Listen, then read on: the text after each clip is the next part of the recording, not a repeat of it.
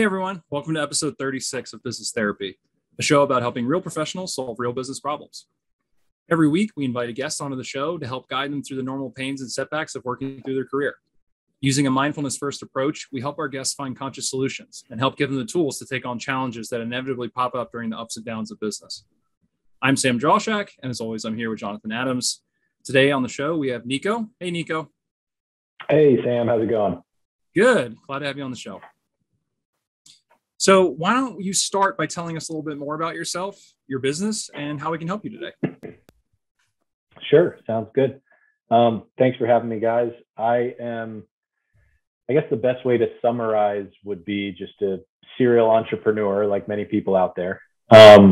Right now, I'm trying to grow a consulting firm that I started about a year ago.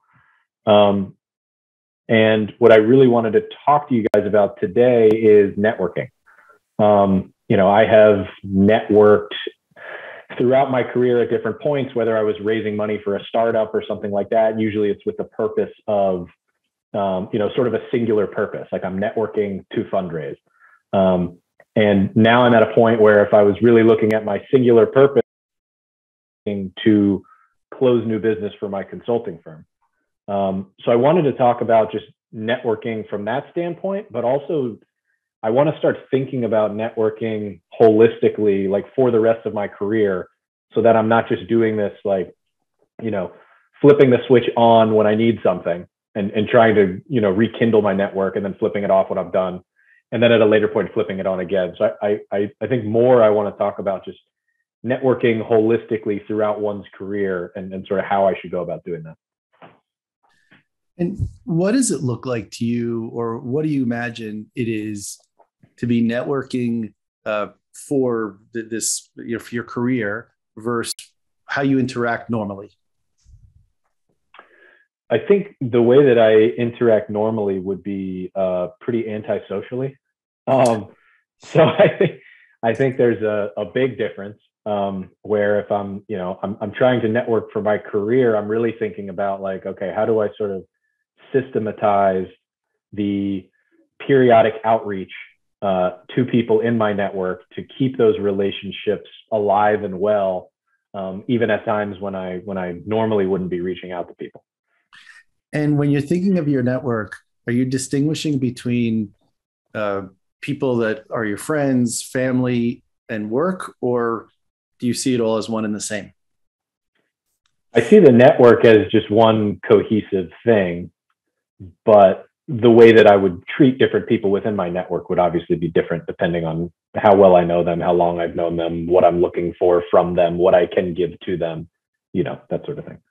Sorry, say the last part again. So the way you look at them, if it's for work, is different? I look at if I have a HubSpot account, right? And in my HubSpot account, this was the thing as of last year where I finally said, all right, I'm going to actually put everybody that I know who I consider like in my network. I'm going to create a HubSpot account and put them all in there, personal, professional, everything. And I've done that. So they're all in there. But the professional sort of people in my network, I would maybe be reaching out to differently than the personal relationships that I have in my network. Obviously, I'll text the personal ones. I'll email the professional ones.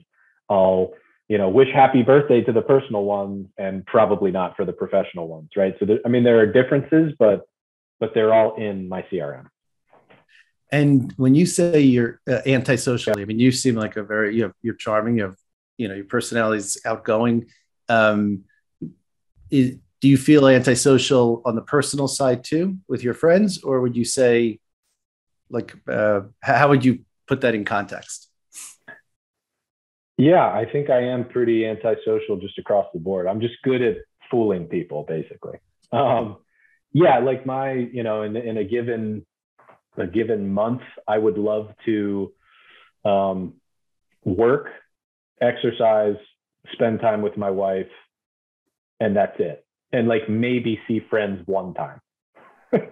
That's what I like. That's what I want. But I recognize that there needs to be some more, social interaction or whatever for professional reasons. I don't really need social interaction for personal reasons, I don't think. Yeah, you could have I could have said that that exact same thing you just said. I could have said it for myself too, so I can definitely relate. I would like to ask a question, kind of along the lines of what you're feeling now. Where do you feel there's tension in the sense that you have an expectation of what networking should look like and should yield versus what you're doing now? Like, you're coming on to the show saying, I feel like there might be something missing, or there might be some room to improve here. Where is the tension coming from right now that you feel like your version of networking or definition of networking might be inadequate, or you're not meeting some expectation? Yeah, it's a good question. I think I'm having trouble understanding how often I can like legitimately touch people in my network.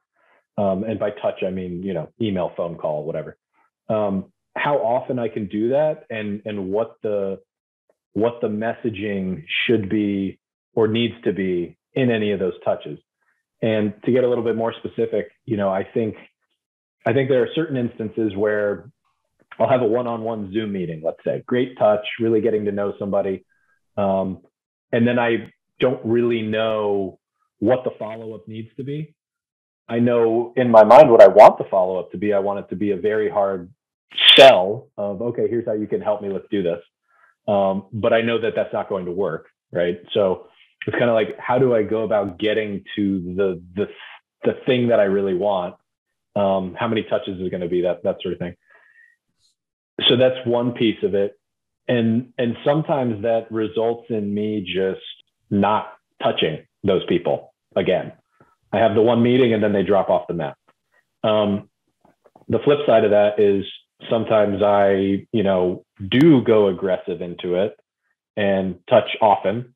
And sometimes that ends in okay, now they don't want anything to do with me. That's probably an overstatement, but basically true. Yeah.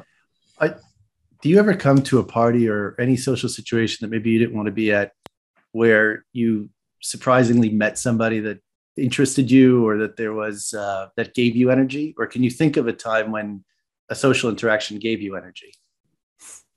Yes.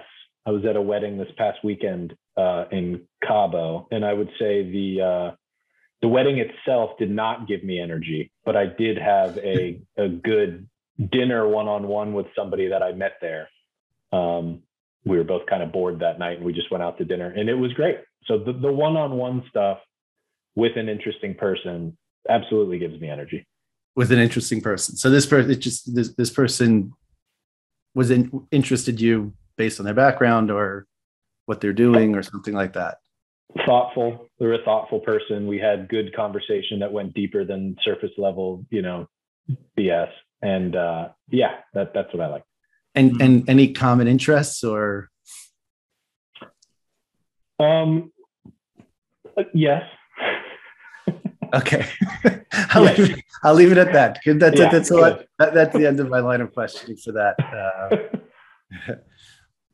So back to the idea of, there's this tension though that's forming, and you kind of started to articulate it as, there's this, how many, am I doing it right? Is really what I'll just boil it down to. It's kind of like this idea of, there's this right way to do it. And you have this foreboding sense, it sounds like, that you're not doing it right, either because you're not handling different types of contacts the right way, you're maybe not even classifying the right way, you're not meeting enough contacts, your Rolodex is not maintained enough. Is that kind of what the general feeling is, that it's just, there's a amorphous sense of what should be the right way to network, and you just feel like you're not hitting the mark? Correct. Yep. Spot on. So unless it's painful or drudgery or something you have to remind yourself to do, it's not networking. If you don't have a specific purpose, like it sounds like, and I just want to come back to that for one quick second. When you did it for sales, how come that you were able to do? When I did it to fundraise. For fundraising. Yeah, for fundraising. How was I able to do that? I don't really know.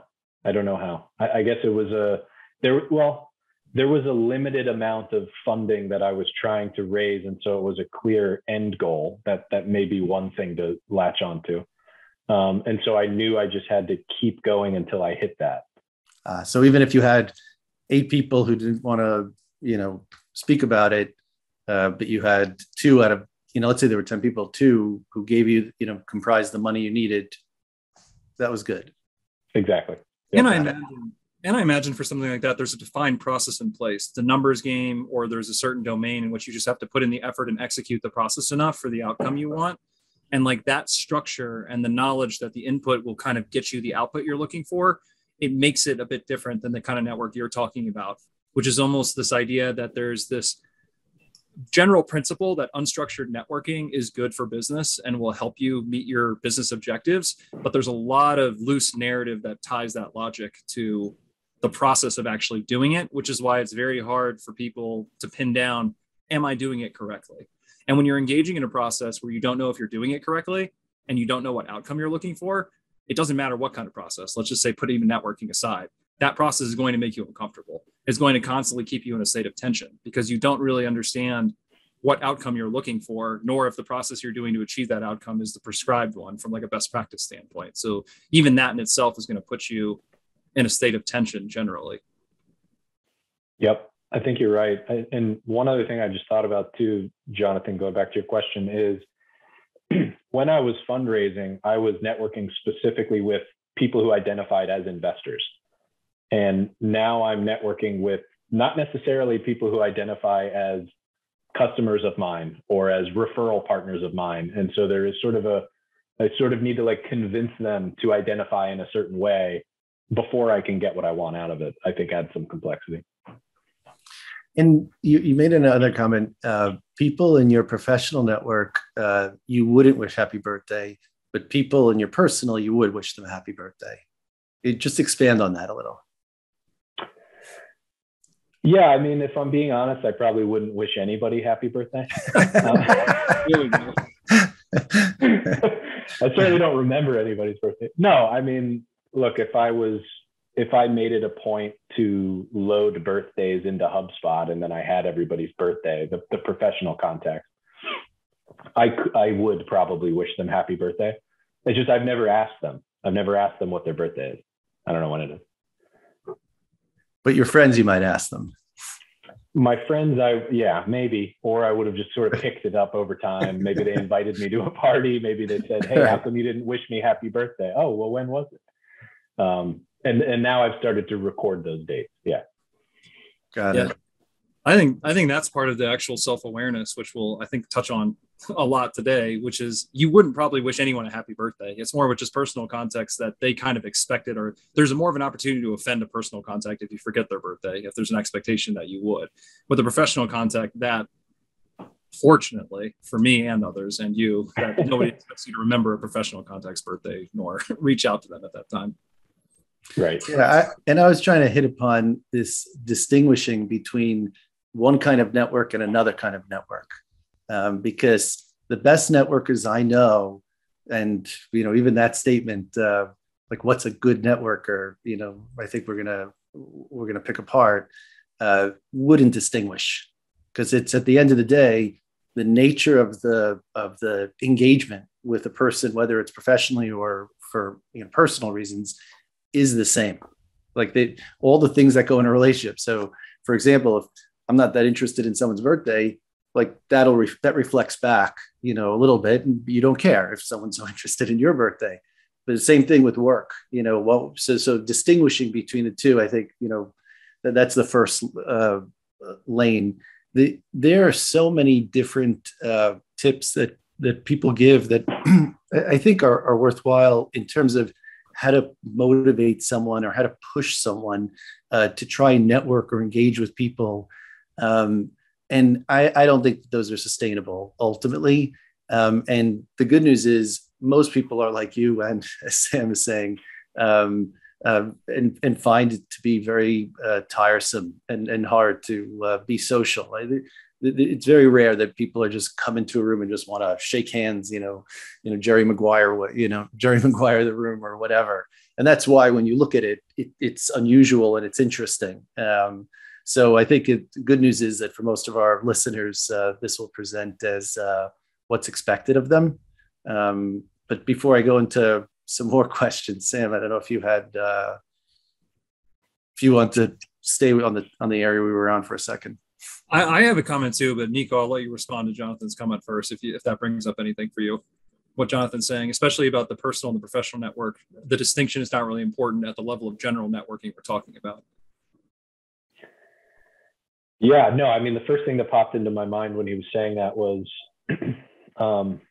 oh man, this sounds like I need to like genuinely care about everybody that I'm talking to, which I know I keep being like a little bit sarcastic here, but that does kind of sound like where this is going, you know? I wouldn't say it's not genuinely care about anything specific. It's the idea of authenticity. Being authentic. Anything that's not authentic isn't sustainable. No matter how many videos you watch, no matter how many seminars you go to, you will always revert, and it won't be. You won't make good connections out of it over the long term. Don't worry, we have we have positive ideas there, but it really, the first step is, and Sam was getting to this, getting over this idea that you're doing something wrong by not doing something that you don't want to be doing. So I don't know if that's too many negatives in the same sentence, but if you don't get over that hurdle, you're always going to be attacking this thing as something that you don't want to do, and you're not going to be able to get to the heart of what it is that you're trying to do and what really could open up some of your energy. Yeah. And that's where I was going, and that's a good segue to what I was going to say, which is, I guess it's the first part of therapy where I will release you from the expectation that networking is a standard thing. There is no right way to network. Networking is really referring to a process, like we talked about earlier, that you expect an outcome from. And there's so much that could be in that definition, depending on the context, depending on the kind of person you are. So if you have this fixed definition of networking being the proverbial, I have a Rolodex, and every quarter I have to call everyone in it at least once to check on their kids and see how they're doing for no reason other than to maintain a connection, it's going to be a rough road, because like Jonathan said, that definition of networking is what everyone's taught, but it's, in my opinion, kind of the lazy definition that people just tell young people. It like gets fixed in our brains. Like, if you want to be successful, you have to do this. But I think that kind of went out the door probably 2 or 3 decades ago in terms of effectiveness. Now, largely, I find that kind of awkward and strange when you just call people for the sake of calling them, or they get a call. So that's the takeaway, which is that there is no right way to network. I think networking really, like everything else, needs to be interrogated to be objective based.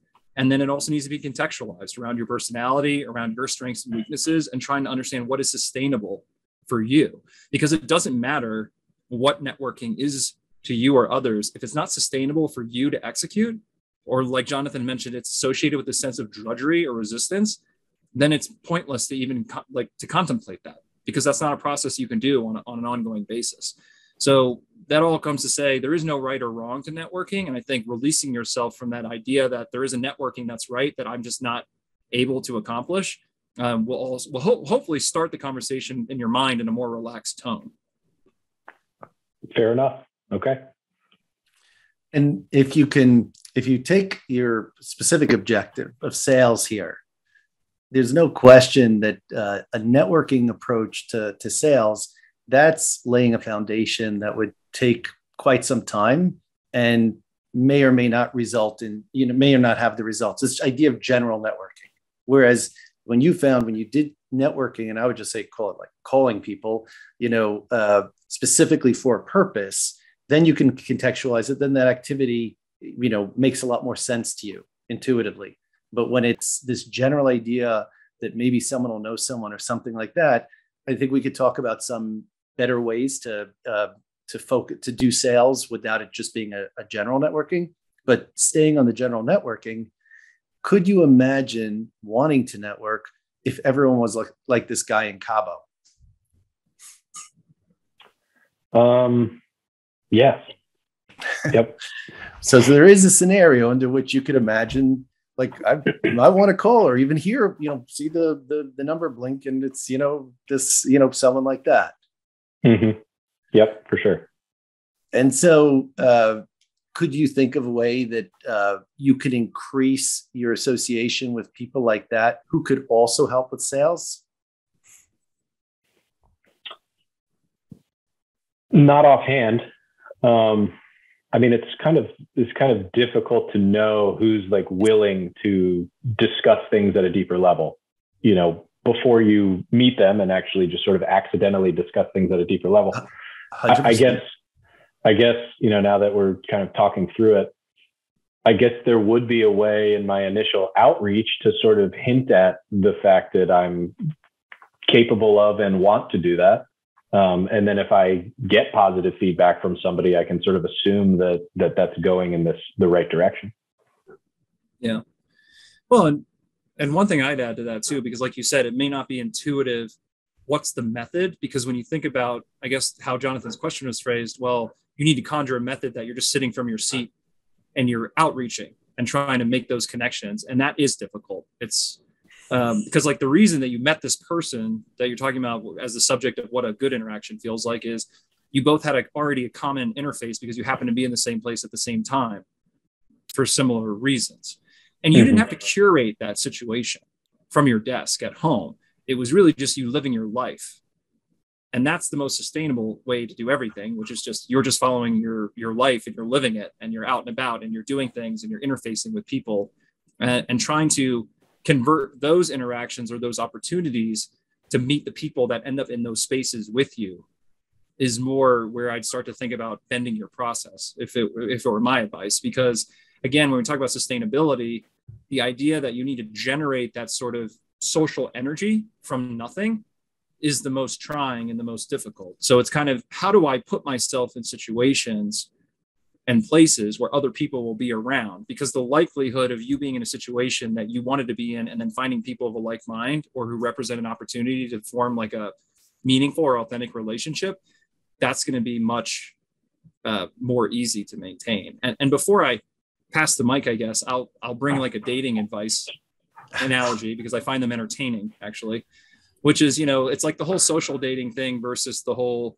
you just go and you follow your interests and meet people organically. And a lot of people can say, the social dating thing is there's just strangers whose only common footing is that they want to date somebody.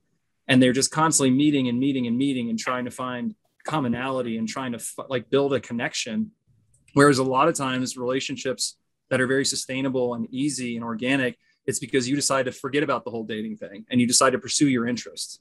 You go to the gym because you like exercising. You go to this conference because you like this subject matter or you're a professional with passions in this area. You go to this, whatever it could be. You go to a training because you're interested in a particular subject matter. Those are the places where you're following your own life path and you're naturally exposing yourself to people who would naturally have similar inclinations. And in those situations, you're more likely to form an authentic opportunity to have a relationship that goes deeper than surface because there's no pretense that we're just doing this to meet. So maybe hopefully that analogy kind of helps cement what I was trying to articulate. No, that is really helpful. I mean, the thing that kind of comes to mind in response to that is, I guess I would love to find a way to remotely do what you just said, because the reality is I don't. My normal life does not put me in a lot of social situations as it is. I work remotely.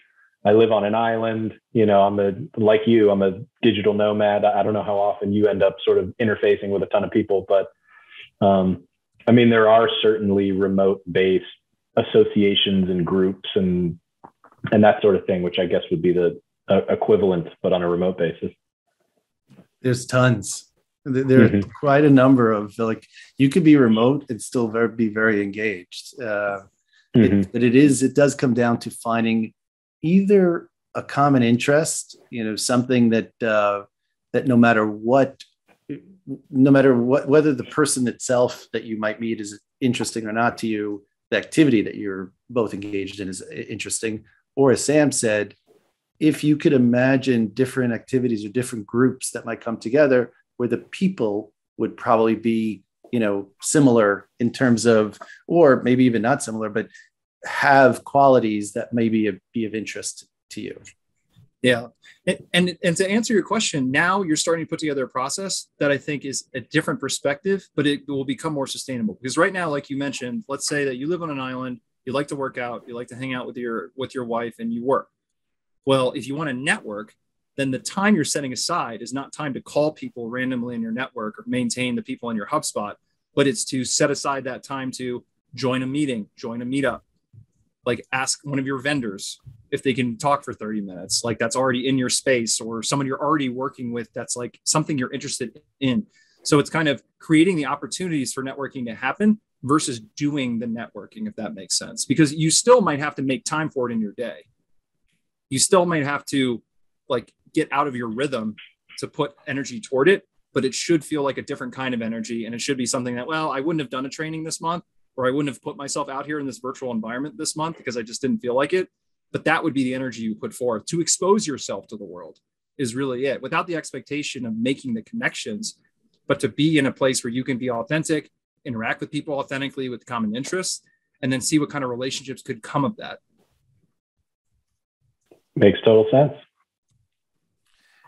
Sam mentioned the online dating, which I had the pleasure of enjoying, and it does turn, or it really reduces the human interaction to something that is very transactional in nature.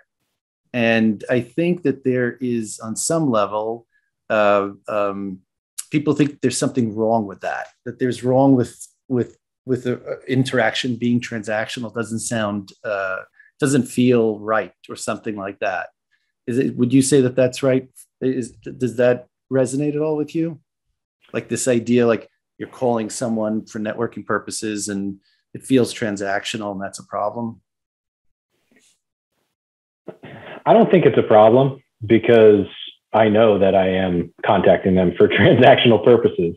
And, I do try to come across in a friendly way that makes it more pleasant than if I were to just call and be fully transactional. But at the end of the day, it is transactional. And, when that sort of comes out at some point in the call, it does change the mood for sure. Even though I'm still comfortable, they may not be. Why do you think that is? Why do you think they're not comfortable? Well, I think people just don't like being sold on anything, really, at the end of the day. 100%. But if you imagine yourself getting these calls, what would you prefer? If you had to get the call, what would be an ideal scenario for you? An ideal scenario, if we just like skip the networking and we're just talking about the transactional sales piece of it, yeah, it would be somebody calling me and saying, hey, my name's so-and-so, I do XYZ. Do you have 90 seconds for me to just give you a quick pitch? And if you don't like it, I'll hang up. And why wouldn't you do that? I have done that sometimes. Oh, okay. But yeah. So after that line, the mood changes quickly? No. When I do that, I think it's fine. That's to me, that's just kind of like pure, when I'm just like pure selling. I'm just pure dialing for dollars. The networking piece is something, at least I have been considering a little bit different, where I'm genuinely trying to sit down and have a 30-minute Zoom meeting where we actually get to know each other a little bit more. I could have just called them to sell, but I didn't.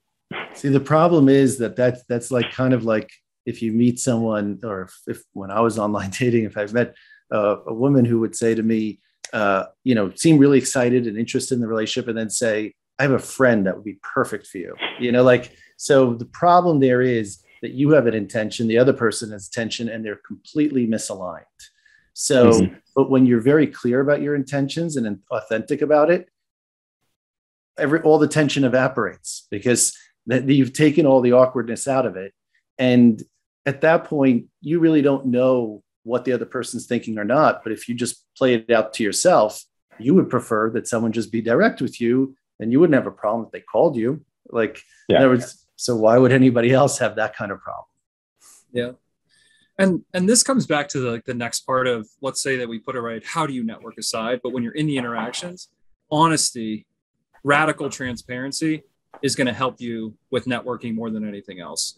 And I think part of what I'm hearing in your description of some of the tension you've had is that you have this presumption that being radically transparent or honest in the way you would, it would mean that you would never have a relationship, because you'd be so blunt and you'd be kind of pushing people away and you would make them feel like you don't care about them. But being honest is the best way to be authentic. I think part of what Jonathan was articulating is the fact that if you call somebody and your mindset is, hey, I wanted to talk to you because you just seem like a great person in the space to know, and it'd be great if we could be connected so I could hit you up if there's a possible sales opportunity later. Would you be comfortable with it? That's like something that, you're just out on the table. They can say no, but if they say yes, then you don't feel this burden of like, you met them, they seem cool, they seem well connected in the spaces you want to be in, and you don't know how to maintain it after that. You kind of just put it on the table right up front.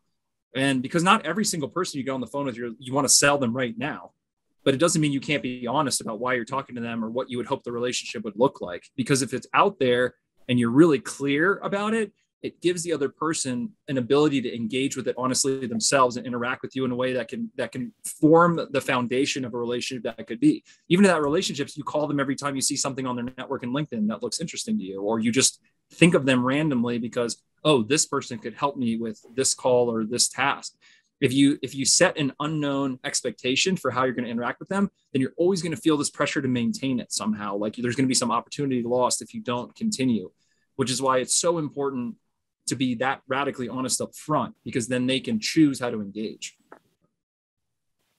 Yeah, that makes a lot of sense. I do think that, and this is probably needs to happen this way, but I think if I am that radically honest up front, I'll just get more no's, like, no, I'm not going to have a Zoom call with you.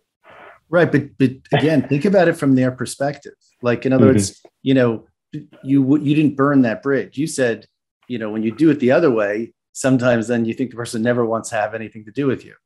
But if you're efficient about it, and it just so happens that the next day that person, hears about somebody who needs exactly your service, that's a possible scenario. Whereas if you've burned the bridge, then they're going to think it like that. Has anyone ever gotten on a phone with you and you found them just so interesting that when they got to the sales pitch, said, oh, I really like this guy, I'm going to buy? Sometimes. Oh, okay. Yeah. I was going to say that's happened every once in a while. Yeah. Yeah. I mean, if the person's like level of interestingness outweighs whatever money I'm going to have to spend on whatever I'm buying, then yes.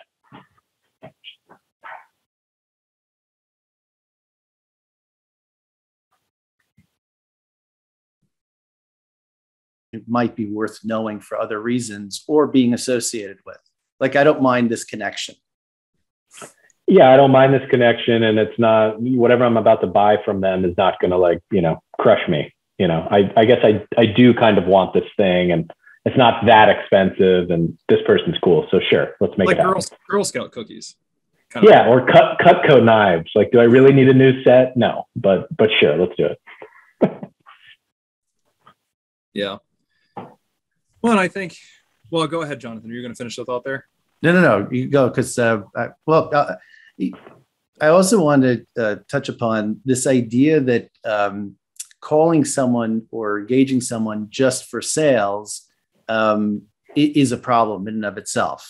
Like, if you have something to sell that you think is quality, and there are people who might need it, like, that's sufficient basis for an engagement. And we'll get to you. You said something very interesting about the getting in the door. So that's maybe put that on the side for a second. But I think some of the things that Sam and I are trying to get at is just what your perspective is, how you're thinking about it. And so I would just end that part of the conversation on, there's absolutely nothing wrong with just getting from somebody without giving them or without anything else, because if they need that, then it's, that's great. So, and that's where I think the transactional nature of engagements is problematic, because in a transaction, there always has to be, two winners, or, you can't have a winner and a loser, or you're thinking of it all incorrectly. But there's nothing wrong in any relationship. Sometimes it's just one way, for a particular purpose at a particular moment in time. And there's nothing wrong with that, and you could imagine scenarios where you've done something for somebody and, that was the end of that, so it's just the perception that there's a problem, that you're calling for a sale, or that you're, that you're networking and it's not for friendship or something, that's inherently different than anything else. Gotcha. And I would say, I would add to that too. When I talk about networking a lot, that is very important. Like, as we're slowly building a formula for what we consider to be conscious networking, the idea that it has to be quid pro quo is another one that I would just recommend people release from their mind. Because like Jonathan just said, it's not very present or conscious to make presumptions for a stranger you don't know about what they would want or what they would need. The most you can do is just be honest about what you need. Because a lot of people just like helping other people. You providing an opportunity out of nowhere for them to help you could be great for them. Or maybe they just, there's a lot of factors in people's lives that we can never get our head around. And that's where we wrap ourselves up in circles. There's no point in even contemplating what another person could want from you, especially when you don't know them well. It's just something that's going to get you spun up and cause that stress. So really the best suited people are, and especially, when I talk to young people, they stress out about this a ton. But you, in fact, have a lot to offer. So it's just kind of being honest about being open to reciprocation, but not having to make any assumptions. Just to say, hey, and if you ever looked at my profile or you felt like you need anything, I really would love to help. So please don't hesitate to reach out. And that doesn't even have to be said. If you have that mentality, people can feel that in you. But you don't have to try to figure out before you ask for something what you think you could do for them, because that's usually going to be a fruitless, ineffective exercise, because it's impossible to contextualize what their life looks like, what their career trajectory, what they need in that moment. So to even think about it is a very inefficient use of your time. Yeah. Makes sense. I think that there is an element you're looking for how to engage in this networking, even though I don't want to. And I think we're pushing back on this idea that could be effective. I think that there is, you could either go the route of looking at how you engage with people generally and your friendships and things like that, and see how could I get more energy from these interactions, not less, and go that route. Or you can go the route of, how do I network for a particular purpose? And I think you already have a good blueprint on that, because for fundraising, you thought of it like, I just have to hit an amount. All because there's no set limit to the amount for sales. It's the same thing. I mean, if you're looking for one card in a deck of 52, and I think I've used this before, you flip over enough, you're going to get to that one card. So you could do the same. I just personally don't think that that's for something that's going to be an ongoing activity, not just a moment in time.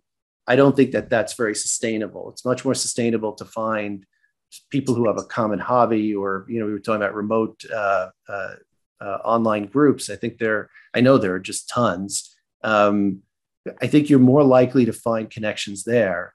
But if you're able to change the way you're thinking about your general relationships, you probably can make better use of the ones that you have. So for example, do all your clients know that you're looking for more clients?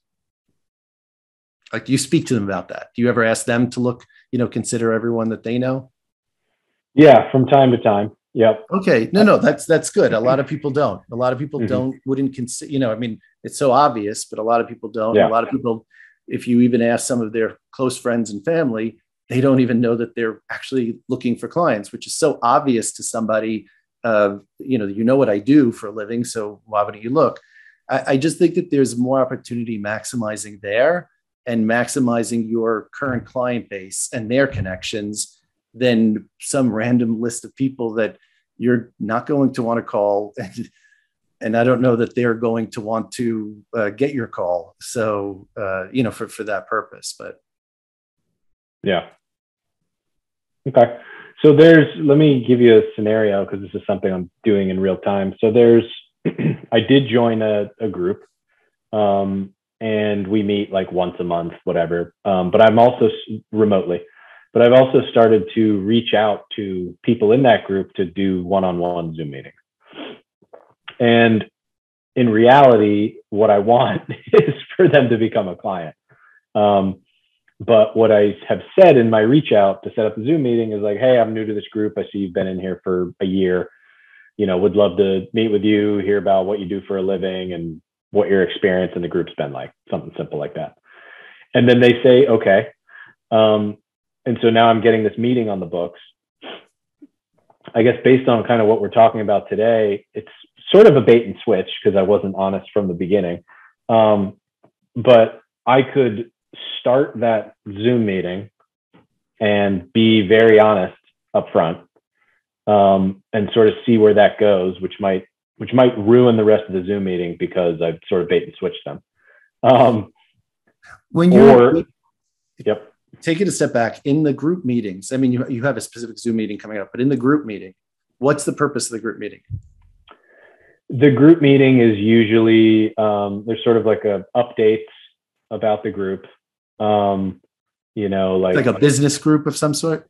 Yeah, it's like people who are who want to be like board directors at private companies. So it's kind of like updates on who got board seats and what new board seats are opening and that sort of thing. And then they break us into like a couple groups after that, just for networking. Sort of like Zoom rooms. What's your role in it? Are you giving people advice or help, or are you receiving information? I'm receiving information in those. But do you get a chance to speak? When we break into like small rooms on Zoom, then I get a chance. We sort of, we'll break into rooms of 5, and then we all go around and talk about who we are and whatever. Got it. Sam, you were going to say something, but. Well, I just wanted to hear the rest of the scenario, which was, you said you could be really honest in the first part of the call and kind of initiate the bait and switch, or what was the second alternative you were contemplating? Yeah, I think there are 2 other alternatives. The second one would be, have this nice getting to know you Zoom call, and then at the end be like, oh, in some smart way, like, hey, I want you to be my client. That would be a second one, which would be sort of an elongated bait and switch that they probably wouldn't be happy about. And then I think the third option would be just leave that call as a get to know you call, and then follow up at a later date with a much more honest outreach that says, hey, I want to do another call. Would you be willing for me to like pitch you on a 20-minute call or something? Yeah. So can I give a fourth option that you didn't list out? Sure. I would email them even before the call, and I would say transparently what you're feeling, what you're going into. Something like, hey, I just wanted to clarify, I'd love to meet you, but I'm really looking for new clients. So I'd love to talk to you with that in mind. And even if you're willing, it'd help me if you could hear my pitch. And if you don't want it, maybe just give me some feedback because you guys already have a connection, something along that vein. Because then you don't have to even worry. All your options are already predicated on the fact that you're somehow going to have to slowly switch into a mode of honesty. And I really don't even think you need to wait that long. I think you can give the option to not take the call once that your intentions are laid bare. And honestly, no matter what, if a lot of them say, hey, back out of the call, and like, hey, it's fun meeting you in the group, but I don't even really want to entertain that or waste my time, then any of the other options are just going to be truncated and save you a tremendous amount of time in the long run. And that's sort of the power of being honest with networking, because there's no really reason to pursue any of those other routes if they have no interest in having that conversation with you at any point. Gotcha. Yeah. And Sam hit upon a technique that I've seen successful many times, which is instead of it making it all or nothing in terms of sale or no sale, and like you almost like for closing the door on them giving you any other kind of interaction, which is very frustrating to the other individual also, because you set the terms. You're almost saying, if you're not interested in this, hang up on me now, or this is going to be awkward, even if you do your regular intro and then get to it at some point. Whereas if you open the door to more possibility that, hey, can you give me feedback on how, on the pitch, or how do you think I could approach this? I can't be the only one who's in these things because I want to get business. I'm sure there's a lot of people on board meetings tend to fit a certain profile. So I bet there's a lot of us here. And I was even going to suggest that might be even something you do in a breakout session, because then you become like that interesting guy who's selling you something. Like somebody would say, this guy's honest, or this guy, he's saying what we're all thinking or something like that. And then you've established that kind of interest, or you wait till the call and you offer that. And then the person doesn't feel under so much pressure and you're not closing the door immediately. And the person can then give you some feedback, which people like to do, so you've expanded the opportunity beyond just the one. Yeah. And I think you and I feel like are very similar, especially in listening to you during this episode. We can be seen as clinical and to the point, and just like, we don't like wasting our time, and we like to just get to where we need to be getting to. And it can be off-putting for some, but there are tons of other people out there like us that appreciate that sort of candor and just like getting to the point. But if you feel you have to fit yourself into a trope of like building a relationship means talking without any pressure, talking without talking about what you want, just interacting without getting to the objective, it's going to be very tough for you. And that's where I think a lot of your tension is coming from. But I think if you realize a lot of people appreciate candor, a lot of people appreciate getting to the point. And if you do it honestly and openly from the start, because that's going to get you relationships that will be sticking. And like you said earlier, it might get a lot of more no's, but those are not people that would be in your network over time. Like you need to find people who want to be in your network for the same reasons that you would be willing and open to sustain that connection. Like you may not reach out and talk about their family or ask how their last game of golf was, but you'll call them every 6 months when you have an actual opportunity from your side that you think would be a good fit for them, or you see something that they could help you with. And that's a relationship built on reciprocity, just like any other good relationship. It just doesn't have to have all that flim flam with it. And I know we're starting to be pressed for time, but when you call this person on the upcoming call, how much do you know about the person, and how much can you tailor what you're saying about your service to how it specifically helps them, or how generic is your plan? I know what company they work for, and usually they're in an executive role at that company. And so I have a pretty good idea going into it of exactly how we can help them. So it's detailed and it feels very tailored to that individual. Yeah, and usually I'm reaching out to sort of multiple individuals at the same time, separate emails, obviously, who are in a similar industry, a similar business, right? And so then I just kind of know, like, all right, these 5 people I'm going to be talking to next week, they all work at manufacturing plants. So I'm going to be talking to them about how I've helped and can help manufacturing plants, that kind of thing. So let's say it's, saving them X dollars or whatever. Like, what would be wrong? What's so terrible about a sales call or calling someone saying, hey, I know you, I know your business, I know exactly what's going on, and I could save you X dollars, by next year? Like, in other words, like, it's not so much I want something from you, it's I can give you something. Like, yeah, because the transaction is really not about you asking anything for you. It's I just saw you and I see your profile and I know exactly what I can give you. Yeah, nothing's wrong with it. Nothing, in my opinion, nothing's wrong with it. I think from their perspective, nothing's wrong with it either. But that doesn't make them more likely to say, okay, let's do it, just because there's nothing wrong with it. 100%. But that is going to happen. People are, for whatever reason, multiple reasons, not everyone likes everybody, or not everybody wants to buy from everybody. But it's just this idea that there's something inherently problematic or what's my approach for this? But if you can get the energy of the excitement of what you can give somebody, and it's not so much about it's a sales call or I'm doing this and it's wrong, the nature of the interaction with this person, they're not going to like it. You're already positing and you're creating this tension between you and the person. Mm-hmm. Whereas if you keep it open and you're saying, I'm authentic in what I'm doing, and I'm also I'm excited about doing this, and you find that excitement, and there's nothing wrong with you asking them or you offering to perform services, it just changes the energy that you're going to have to expend on it. Well, to summarize, a big point there that's been really big for me over the years is if you were selling a friend something, if they said no in that moment, it doesn't mean the friendship ends. It's like we have this notion that if you try to sell somebody and they don't want it, then it's like we've broken up. It's like a bad breakup all of a sudden. But in actuality, when you make when you have a sales conversation with somebody and at the end they don't need it right now, even ending with something like, hey, I'm in a real sales mode right now. Would you mind if I called you in 6 months and just see where you're at, or if you know anybody? And like, can we stay in touch that way?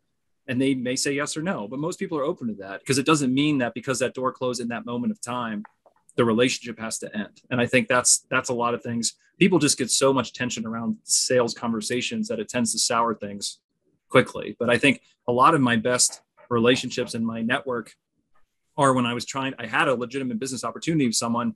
It didn't work out. But if I felt like they were somebody I wanted to work with then, and somebody I might want to work out in the future, then I will reach out if I'm honest and it makes sense. And I would warrant that the more you're focused on them and the less on you, like I need the sale, as opposed to I know this person, I know how I can help this person, I can give, these are things I can give you, the more free that conversation becomes. Yeah. Because it's really, to the extent that it is just sales, for you, and you're not really focused so much on exactly, how this person can be helped, or you're thinking, oh, they could buy this service from multiple people or whatever is less than what I said. I think that's where it does feel like a binary interaction. Yep. So I know we've been hitting you with a lot, Nicco, and it's actually a very expansive topic, but how are you feeling right now? Do you feel any better? No, I definitely feel better. I think I have some new tactics to use in the coming weeks, and I'll definitely hit you guys up and let you know how it goes. But yeah, I'm definitely gonna take a different approach, try some brutal honesty. I'm gonna test with these people that I have some Zoom calls coming up with soon. Some of them I'm gonna send to them the email beforehand, Sam. Yeah. Some of them I'm not, and I'm gonna kind of see if that determines take rate at all. It's a small sample size, but we'll see. Yeah. No, I think that's great. And like I said, if I could summarize, you came in with one topic about how do I do X? And I think a lot of these sessions, business therapy is, do you even have to be doing X? And if the answer is no, always try to figure out if you're meeting a lot of resistance or you're meeting a lot of, I guess, you feel this dread or this unsustainable aspect, whatever you're attempting, even if it was the right thing to do, it's not going to be the right thing for you. And I think just releasing yourself with a notion that there's some goal or target, because I think we all know, I would agree with the general principle that the more people you know, the more business opportunity will be availing itself to you. But the way to know more people is through authentic relationship building and honesty, personally and professionally. And if you can stick to that and know who you are and be honest with yourself, that's all the networking you need. That's kind of, I'll leave that as my summary. And I would also say, if you feel that drudgery, question, why do I feel this drudgery? Like get to the root of it, and then question whether or not you're accurate in why you think it's drudgery. So for example, sales is problematic, or something like that, because it's not. So. Yeah. Right. Thanks, guys. I appreciate it. Yeah. Thank you so much for coming on the show, Nicco. It was a very lively conversation. It's one of those ones where I feel like we could have a 3-hour conversation on it. So we appreciate you coming on and listening to us go on and on. So thanks everyone for listening in. If you or anyone want to come on to business therapy, please reach out, leave a comment. We'd love to hear from you. And otherwise, we'll talk to you all next week.